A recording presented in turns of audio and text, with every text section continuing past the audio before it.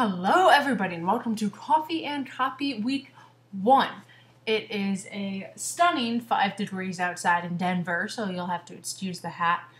And I've pretty much decided that there is no way to effectively film a video without having your glasses glare all over the place. So, coffee and copy, here we go. I have my coffee. I have been answering questions. I've had about 6 of these, so I'm just like ready to go for the day. And so let's just dive right in. The first question I got today was from Dave, and he said, I'm just starting out as a copywriter, and I've read a lot about target markets. Do I need to have my target market defined before I start?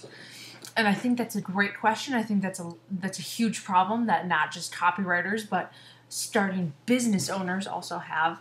And all I have to say is, seriously, before you go gung-ho and you make a website and set up a Twitter profile and go just all out in your marketing and, you know, with your target market that you think you're going after, just before all of those steps, hit them up, find someone who's in your target market, email them, ask to do a little work for them, maybe, you know, even if you have to work for free. I know that's like a big no-no, but if you're new, deal with it, because that's your reality sometimes, you know.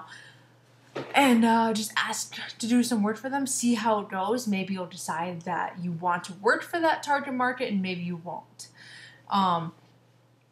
For my own personal story, you know, I graduated with my degree in writing, and there was a lot of writing careers I thought I was going to have along that way, between being a grant writer and then a technical writer and then a journalist and then a, you know, the novelist and then this and that, and then I finally found copywriting, and then from copywriting I went through like 50 target markets on who I actually like to work with, you know, and I thought that there were some markets that I would like, you know, that I was passionate about, that I cared about. And then once I worked for the people in that industry, I was like, no, you know, but without that work, I would have never decided, you know. If I had just went with my initial gut, it would have been a nightmare in the end. So I'm so glad that I had those experiences to kind of narrow it down. So that's what I recommend that you do. So hit up your target market, do a little work for them, see how it goes, and then you can go gung-ho on all of your other stuff. But don't do it until you know for sure. The second question I got was from a Christina, and she said, I hired a copywriter that did my website, but I feel like I fall short when it comes to the copy for my social media profiles. How can I fix this? So hopefully you hired a copywriter who has learned to write in your voice and not their voice.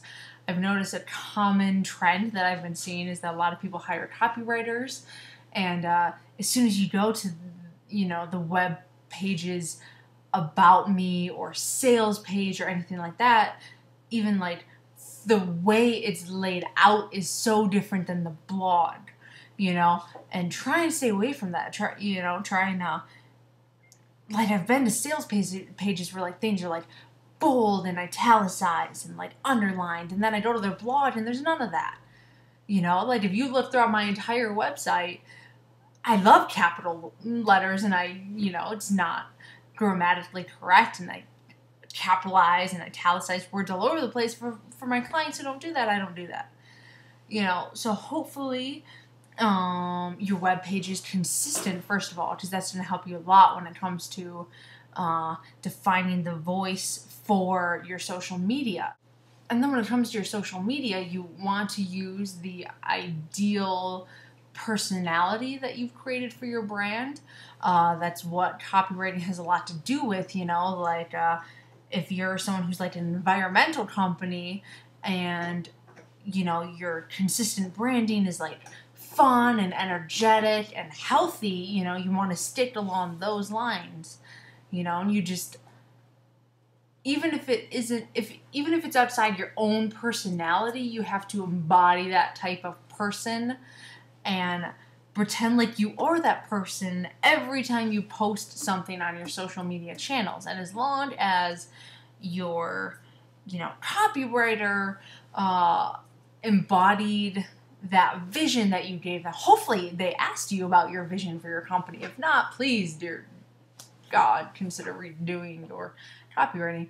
But, you know, as long as they embodied it and you feel like it's dead on to how you want your company to be and sound and come across, then just embody that personality and that, you know, put that on your social media profiles. Like if your website is happy and spunky and lively and energetic, and then I go to your social media profiles and, you know, you're complaining about like the weather and your shoes don't fit or whatever, like it's not consistent, and that's where like the big disconnect is. And it's obviously there's a branding inconsistency. So you know, just write down something that I do for my own branding is just like write down the personality, you know, the key traits that I want to get across to my clients and my customers, and I just try and keep that as consistent as I can. And every time I post something, I ask myself, like, does this embody the ultimate vision I have for my company / brand? And if it doesn't, don't post it, you know? Keep your branding image consistent, and that will do most of the copywriting for you. Sorry, my heater's going on.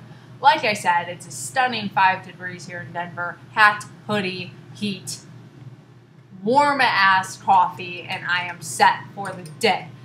And my little nugget of wisdom for all of the business owners out there who are looking to hire a copywriter. If you are a business owner and you are not that picky about your grammar, and you know that, don't try and hire a copywriter who is a grammar Nazi, because the difference between your sales page and when your clients interact with you is going to be ridiculously large, and it's going to be inconsistent. And I think a lot of copy editors think that they are copywriters, and a lot of copywriters think they're copy editors. Let me explain the difference. So, a copywriter just has a pure, for the most part, marketing, sales, get the numbers up, sell some things, embody the brand's personality mindset. And it's a lot less about the specific grammar rules of writing. And it's more about taking your voice, putting it into words that sell, putting it up, and selling things. And that's like the be-all, end-all. And copy editors take it and rip it to shreds with grammar and then have a final piece. And those are the people who should be writing books and editing books. And there's a lot of people who think that just because they have good grammar and they're grammar snobs and they made fun of everybody and they're bad grammar, that they're copywriters. And no, they're not the same. End of story. If your copywriter's website doesn't engage you as a brand owner, do not hire them.